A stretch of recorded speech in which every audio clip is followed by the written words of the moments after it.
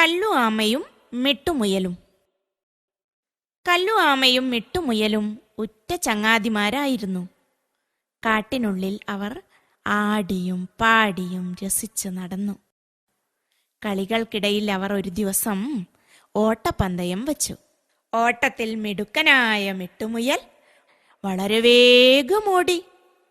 പാവം കല്ലു ആമയാകട്ടെ പതുക്കെ പതുക്കെ നടന്നു വന്നു.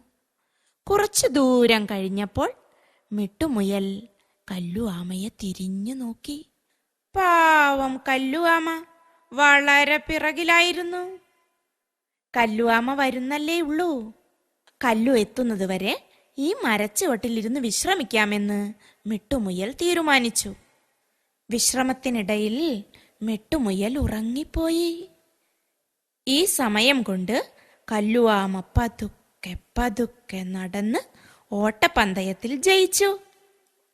മിട്ടുമുയൽ ഉറക്കത്തിൽ നിന്നുണർന്നപ്പോൾ ജയിച്ചു നിൽക്കുന്ന കല്ലുആമയെയാണ് കണ്ടത്.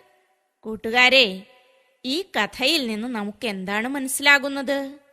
തുടർച്ചയായുള്ള പരിശ്രമം കൊണ്ട് നമുക്ക് വിജയത്തിലെത്താം.